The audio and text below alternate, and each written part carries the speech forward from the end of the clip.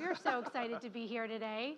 And what's really exciting is I think with the people assembled on this panel and in this room, we're not just going to be talking, we're going to be solving these issues. Yes. Okay. So let's dive in. You know these experts here on the panel with me, and we have so many pressing questions. I'm going to ask each of you one. Feel free to jump in if you want to add your answer, and we'll get through as many as we can and solve it all by the end of our panel. So we hear a lot about the economy, how AI is impacting it. According to a recent Yahoo Finance Marist poll, there are some bleak outlooks. Nearly half of the adults describe the cost of living in their area as not affordable. 1 in 3 Americans say that their financial situation has deteriorated in the past year, and that's most prevalent amongst individuals who are low income or older. How can AI help? What is one major barrier that you think AI is uniquely positioned to address? Shena, let's start with you. Happy to jump in. I mean, I think you started us on a real daunting side here. And following the conversation that we had from the economists, sort of painting the picture from a macroeconomic view, I'm really glad that we're doing this drill down to really think about what this looks like for our LMI communities and LMI households. And a problem that we faced for a long time that I think AI does give us the potential to actually have one of those revolutionary moments that Michael Barr was talking about is in access to credit, access to low fee, no fee banking products, access to the kind of simplicity in banking that many of us enjoy, but for others who have to piece things together, who have paychecks that are unstable, who have many different flows of income in any particular month, putting together that puzzle for them is a little bit harder. And I think AI is giving us the potential to have much more personalized services to meet those populations where they are, and not just bring them into banking, but when they come into that banking relationship, to have that be an escalator of opportunity for them, so that they're not having to figure out moment in and moment out how to make a choice that's going to lead to financial resilience, that they know that they're brought into a banking relationship that's going to give them that access. And when you're in the kind of environment like we are at Capital One, where we're built on the beginning, our founding is on how do we use data and technology to create access to finances for folks and to create more economic access. This is the kind of environment, data, tech, plus responsible, well-managed use of AI that I think will come around to create that kind of future, that vision, that opportunity for LMI financial access that I am dreaming of day in and day out. Yeah, look, I think as with most new emerging technologies, there's a double-edged sword here, right? So in addition to all of that access, which I agree with wholeheartedly, there's also the access to information. But it's got to be good information. It's got to be correct information. It's got to be accurate and personally identifiable information toward your set of circumstances. And so I think the access to that information is also kind of a key thing. Like for the first time, I'm sure everybody in this room, probably everybody outside this room, has access to some portal that gives them what they might need in order to make the next best right decision for them in that moment in time.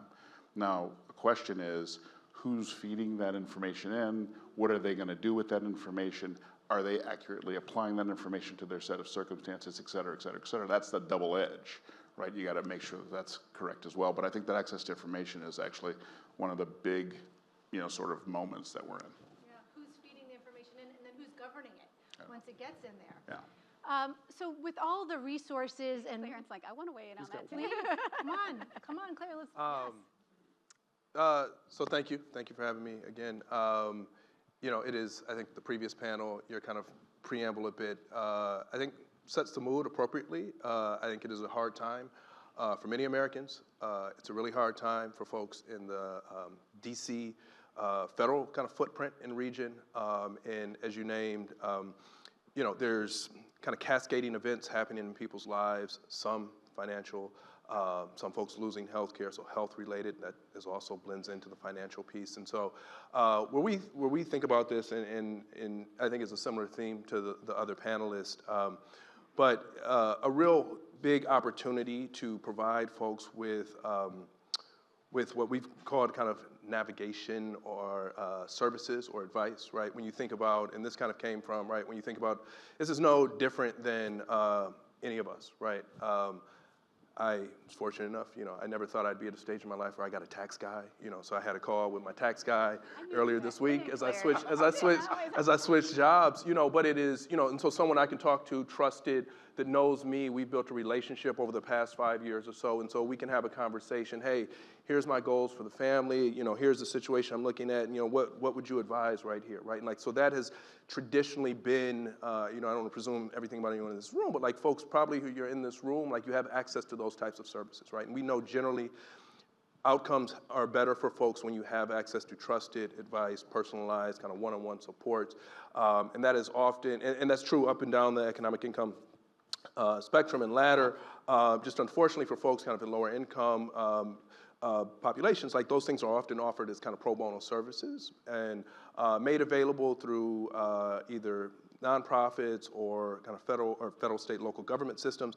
But we know they are in drastic undersupply for the amount of demand that folks have for them. And so we see a real big opportunity both to provide for AI to be able to provide some direct support to folks that can be personalized, but as well to support what we call those navigators, right? Like those frontline workers, legal aid attorneys, social workers, parole probation officers, who are at the front lines, who are often managing ridiculous amounts of cases.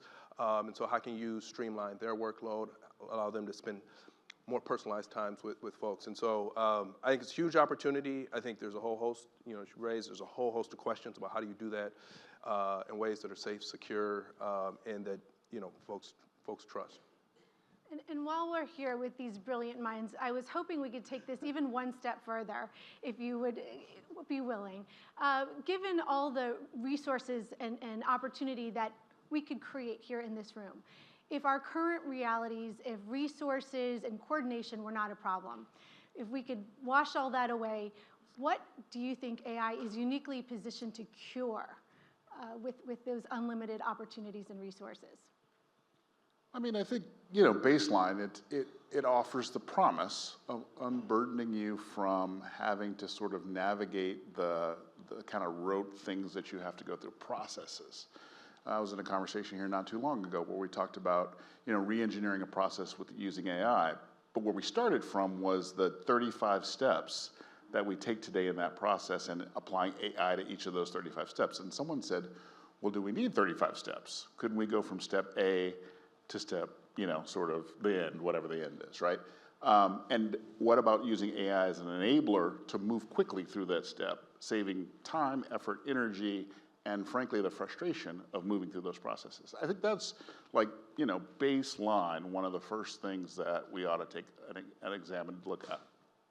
And what I'd love to have building on that and connecting into Clarence's navigator when he solves that issue, I want that navigator to be perfectly positioned with the right kind of information about what resources are available in the community, such that when I then am presented with a caseworker, they could say, hey, Shena, did you also know that if you increase your credit score by 30 points, your monthly expenses actually will go down because your car insurance will go down, the things that you're paying for this will also go down, and your goal that you want to be able to save $2,000 by the end of the year, you can get to that faster. And I'll go, oh, but I don't know, I'm not gonna make that much. How do I increase my credit score by 30 points? That navigator will also know through that AI that, hey, Shena, your lease is about to come up, right? If you move to the apartment building down the street, they actually do positive rent reporting at that one. You don't need to do anything else, Shena, but move to the right location and have that work for you. That is the kind of thing that I need to build on top of the systems that are going to be much more interconnected as a result of AI, but then really equipping those people who are the trusted advisors with the real actionable information that's going to make it simple for me not to just know more, but to be able to do more with what I know because they know and it's all seamless. I just add a little bit. I mean, it sounds kind of low stakes, but you named it, right? This notion of, folks call it administrative burden or time tax, right? Like a good chunk of, we were just talking, I spent some time with federal government and working with local governments, and so much of that work is, how do you streamline these processes? How do you make them less complex for folks who need to access a particular service, need to understand, am I eligible for this? Yes, you're eligible for it. Now here the 500-page document that you need to fill out that you're going to submit and it sounds very simple. I think we can, we have the technology to wipe so much of that away right now, but it is mainly a coordination problem, right? To your point. So if I had my magic wand, right, we could wipe away that coordination problem. The tech is easy for so much of this stuff now. It's often kind of the people, the processes, and those and that are embedded in kind of those legacy institutions and systems that make it hard to move forward. That's the thing. Well, while we're solving all these problems, let's take it a step further. There are significant problems we're hearing about where AI and technology are exacerbating them. For instance, isolation, loneliness. The World Health Organization says that loneliness is linked to an estimated 100 deaths every hour across the globe. A recent government report indicated that loneliness and isolation lead to increased premature death, as much as up to smoking 15 cigarettes a day. That's not even to mention misinformation, AI-enhanced cyber threats. We could go on. I thought we were the optimism panel. This is We have this optimistic group of problem solvers here. Which are the issues that we are underestimating? What social or economic trends do you think are being accelerated by AI that we need to be laser focused on right now? Shena, why don't we? I'll start with a simple one to give these folks time to tackle the harder problems to solve here. I think in the way that we were starting to talk about this morning, that there are winners and losers in the way all of these technologies are brought into bear. And I worry about the social sector, the civic associations, the leaders on the ground being the losers in this and not being at the front, the leading sphere of the change of being able to utilize these kind of technologies in order to serve the people. We tend to think trickle down these services, all this positive, beautiful future that we're designing for agentic AI to help solve and make all these things better will start at the top of the income stream and then maybe sometime work its way down. And I want to be able to rotate that we really try to solve for the tails really deeply using these technologies to solve problems in a way that we just haven't been able to do before, and then bring that out into the masses. And so that's the thing, is more if we miss this opportunity for us to solve problems in a just fundamentally different way than we've done them before. Yeah, I agree with all that. I also think that, there's, as there has been with every, I was listening to Michael Barr earlier talk about this, whenever there's an emerging technology, there's sort of a rush to value, like a rush to, 100 years or a week or a week and a half, depending on how fast you think about it. And I think that rush to value is, in fact, obviously happening now with AI. There's a responsibility that we could learn from the past too that comes with these emerging technologies that I think you have to apply to the very fundamental building blocks for the new technology. I think most companies are doing that today, but there's the doing of it. There's sort of the rote, like we want to put these rules in place, and then there's a living up to it when it's against the value driver that you feel like is going to be where the richness is for the acceleration of a technology like this. I think we've just got to be really smart about like what pillars are you putting in place in order to drive the value that this particular technology seems to be leading us to, and then apply it to those who are not in the room and that are going to frankly be the ones that perhaps find themselves affected most by it with the least amount of opportunity to affect that change. So asking, for whom could this fail? Yeah. Who is not represented? That's a great way to put it. And can you share more about the types of pillars we should be thinking about? Well, I mean, look, as how you amass data, what data you amass. Just I was listening to your example, and my head started swimming in terms of the amounts of data that would need to flow into any algorithm in order to just make those determinations. Like Who owns that data? What does that data actually represent? What does that data say? Which data are you using? What biases did the programmer have to apply that data, et cetera, et cetera, et cetera. I think those are the types of pillars, and you can name them any number of things, but there's some great best practices out there for sure that I think people have gravitated to.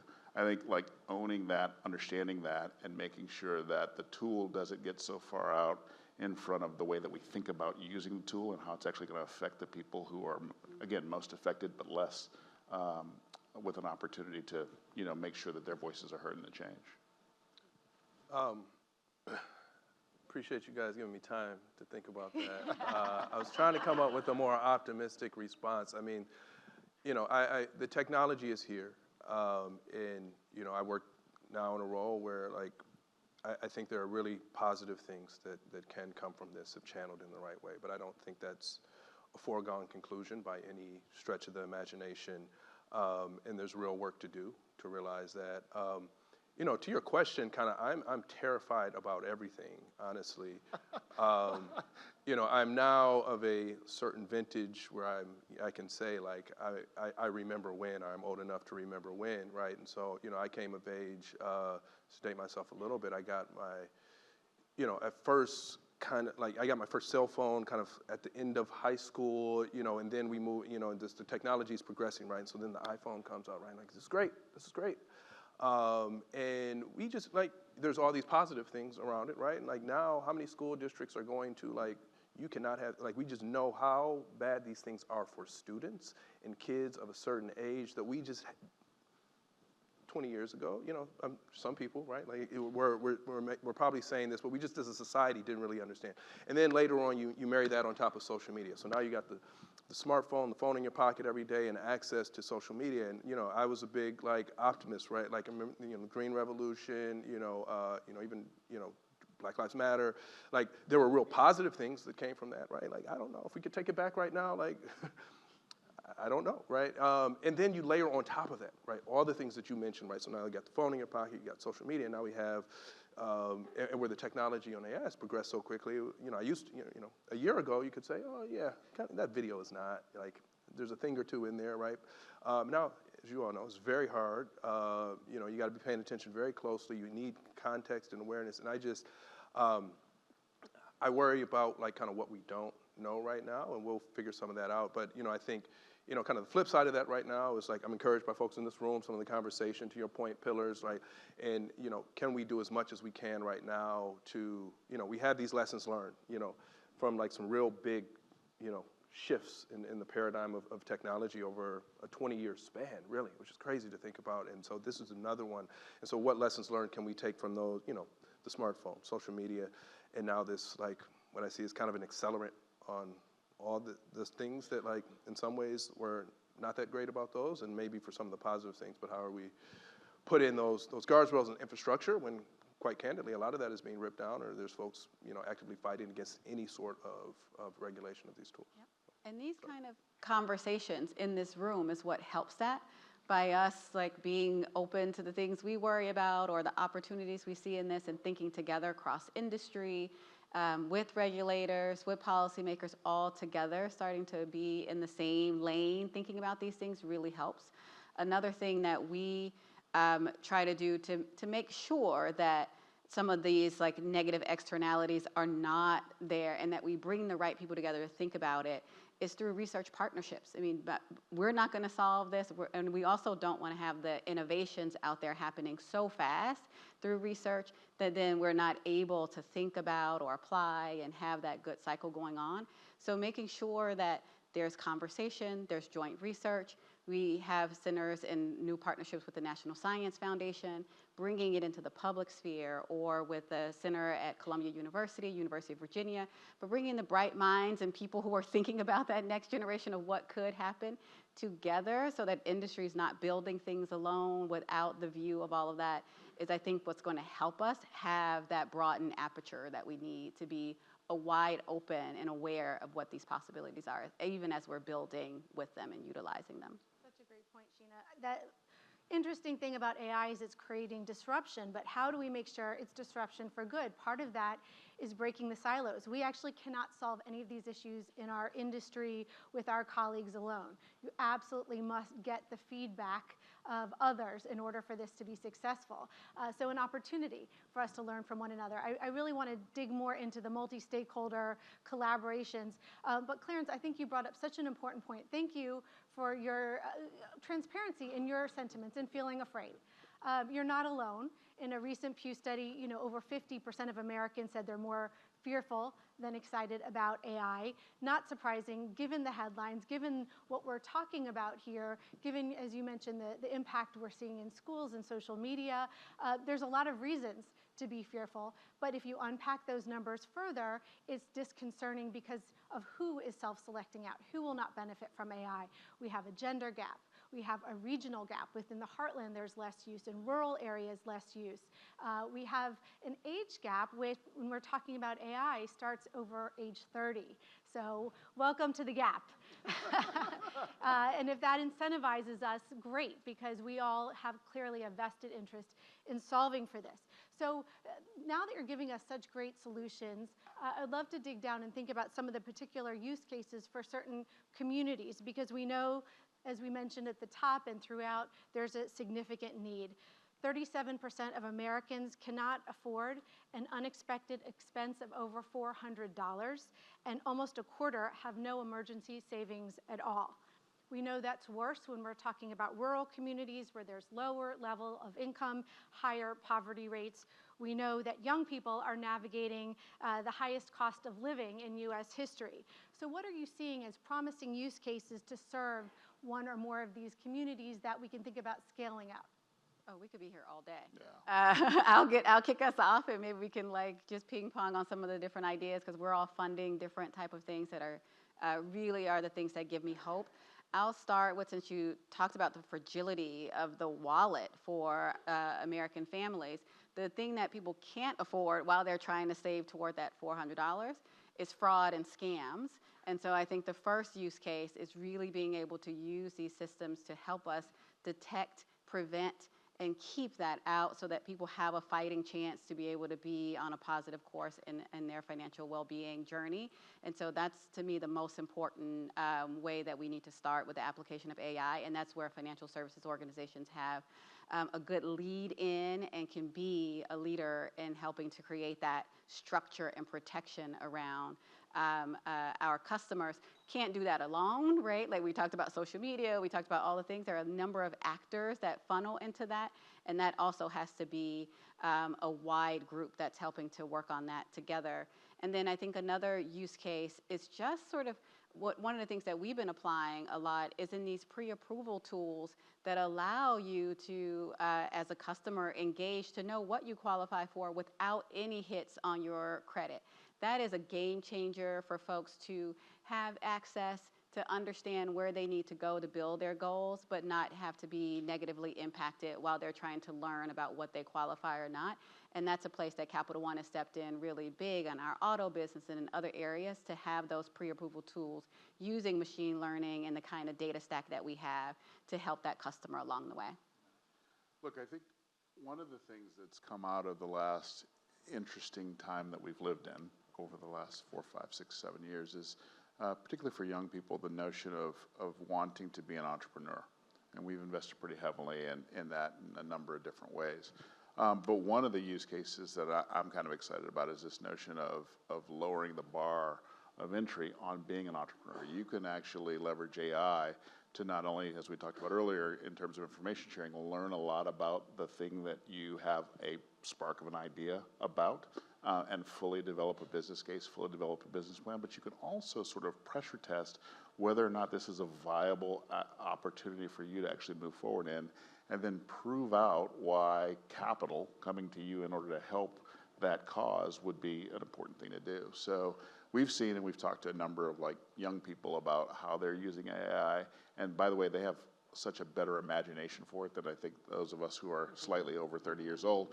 And so when they leverage it and when they use it, it's an entirely different conversation than when I think about using it. When I think about using it, it's like, can you help me write this letter just a little bit better? Or, they're thinking about it in an absolutely completely different way. And I think we ought to lean into that. I think about, my first week on the job, 30 plus years ago, they introduced email. Now today, we wouldn't even be here if we didn't have email. We wouldn't have been able to find this room. But at the time, the people like us of that time were writing memos or, whatever they sort of had to do to communicate in an effective way. We wouldn't even think about that today. So I think we just have to take a step back. We've all been here before. There are a number of use cases that occurred and some that we didn't even imagine when those technologies introduced themselves to us. This is the same kind of conversation. It might be faster, and that's something we have to deal with. But as you apply those use cases, I think you just still fundamentally have to go back to, are you putting together the roadblocks such that it's going to do more good than harm? And if that's the case, then the use cases will sort of met themselves out. Yeah, I think I think you raised. I think you said something about lowering the bar for entry, and I think it's that's when we think a lot about. And I think it's probably not necessarily lowering the bar. Like the bar kind of is where it is, but like what the tools allow you to do is for you to more rapidly become expert or expert-like in a way that might have taken you 5 years of education and formal training to like maybe a month. Or just buy. Yeah. Right. So I don't know, 7 years ago, creating a website or creating an app was like a daunting task. I had to go out and find people. I had to sign contracts. I had to do a lot of things.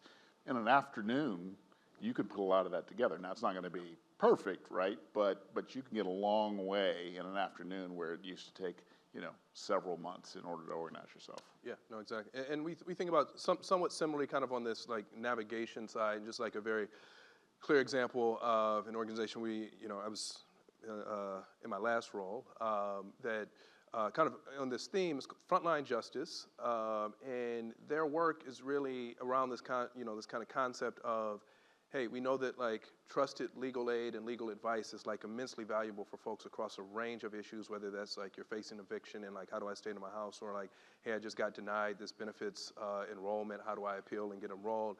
And again, like trained attorneys that are able to do that work, vast undersupply. And so part of what they're working, somewhat controversial, but increasingly laws being passed that allow people who aren't lawyers to provide some level of legal advice around a certain kind of class of problems, right? And so you can imagine a world, and what that does, it unlocks kind of a new workforce, but it allows folks, particularly in rural areas, and part of the work that they've been doing has been in Alaska, kind of some very remote areas, where you can say somebody who you have a relationship with, maybe it's your local community-based organization or something, like their thing is not actually, I'm not a lawyer, but when you think about where do I want advice in a time of crisis or a time of high stress, it's someone I trust, even if you don't necessarily have the credentials. So how do you support that person that is that kind of informal advisor or trusted navigator within the community for them to have the types of tools and resources at their hands to provide that type of trusted advice? And I think that type of thing to me is really promising, where you can start to scale. And it's kind of one of those areas where I know a lot of the conversation we worry about displacement of workers, displacement of expertise.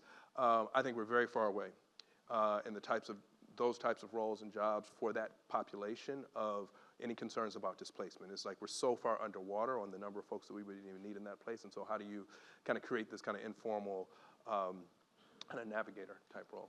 Informal, trusted navigator. I think you've laser focused on one of the key issues here. I'm personally very focused on this issue at EqualAI.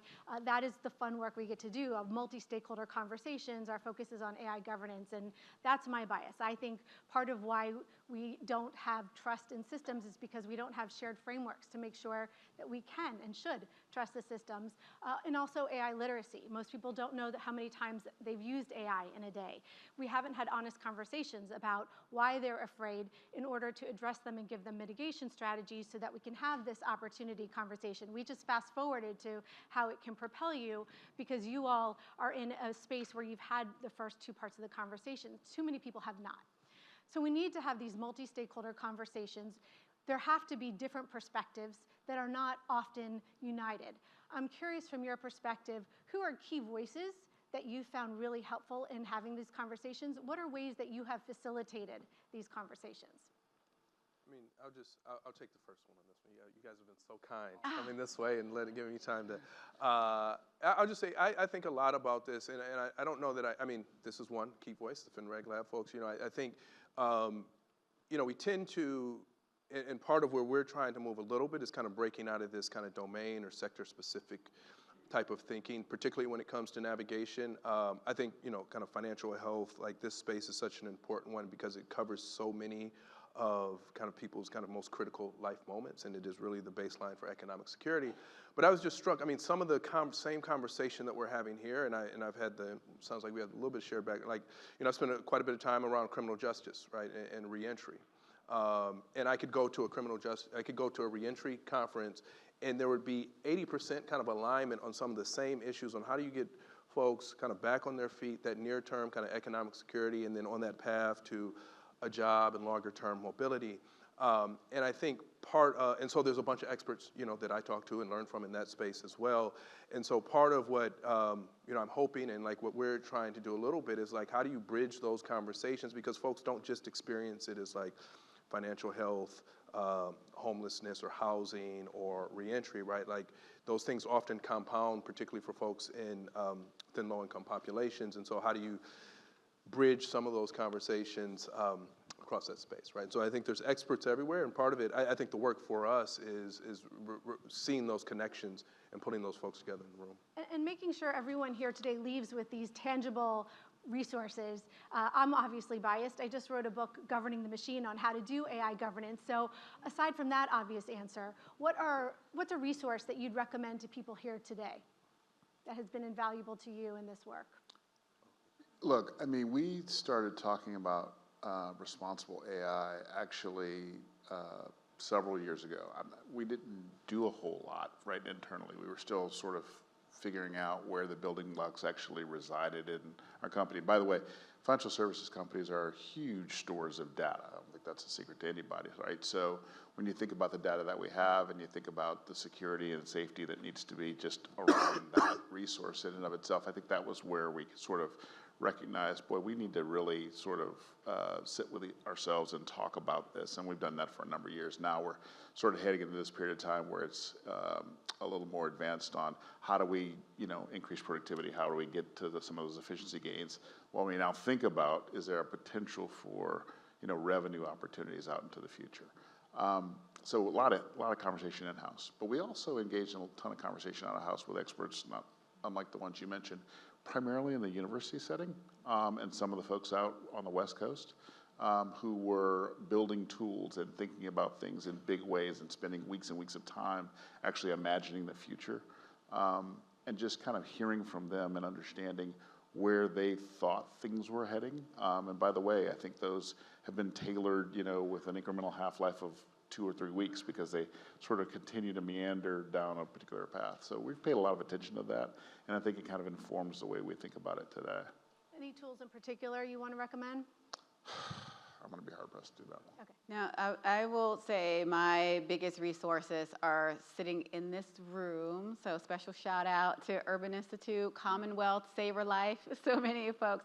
But through the surveys that they collect to help us understand where the consumer is really thinking about things like trust in AI is super important to us. They sit on our community advisory council pressing us for ways in which we should think about it as a business. Testing different agentic AI interventions within their membership so that as an extension of what we do as a bank, when you have a place like Saver Life where people are getting their financial services in a trusted environment where they're able to test some of those things, then bring those learnings back to us helps us understand how to structure products and design that we bring back to our teams. And so there's no substitute. I mean, I could read some books. I would love to read your book. I will read your book. Do that too. And the conversations and direct partnerships with people who are really on the leading edge of testing and working with this and building models and programs that don't get the visibility that we get as large organizations, but are the testing ground for a lot of the things that are directly informing our product design. Just a tangible one, and I think about it a lot given the role that I've now shifted into, and really I think the context that we're just the vast amounts of money that are going into fund a wide range of products and services right now that are being developed and accelerated. So this book called World Eaters by Catherine Bracy, How Venture Capital is Eating the World. But I think it's a really interesting one to think about, particularly as we think about how do we design, build, and fund folks who are trying to build for-profit and nonprofit businesses or organizations to support populations living below poverty, trying to make ends meet, and what that type of model can do, doesn't have to do, but often does to those businesses that are trying to build for those folks. And I think that's, I just named that because I think, that's certainly not the only thing, but, you have to think about capital, how you attract it, and what incentives exist that often, push us to maybe break through some of those frameworks and other governance models that we're thinking about here, and what does it take to actually hold those in place over time, even when the capital incentive might push us other ways. And it's an important book for those of us who are responsible for the deployment of capital to really push ourselves and think about where we're asking our nonprofit partners to think big and do AI and test all these things, but we're still making programmatic level grants that, meet our CRA goals. Right. Yes, we have to do that, but we also need to think about how we reorient some of that money in a more venture way and how we connect together. Clarence and I talk about this all the time, like how are we learning about what each other are funding so that then we're going in together with a larger award that allows them to have some of the flexibility that they need to start dreaming about how AI is going to redo some of the ways that they do program design and development versus the way that we do this. So I definitely recommend that kind of book to help us also restructure our frameworks as how we contribute to the system that we want to change. So what I'm hearing today on this panel is all the problems we've talked about can be solved. They will be solved. They will be solved. Shena says AI will be part of the solution, but what it will require is us being very intentional at this moment, opening our aperture, making sure we're continuing this conversation here in this room, and giving ourselves deadlines, I would argue, of what we're going to accomplish and by when to make sure we're accountable.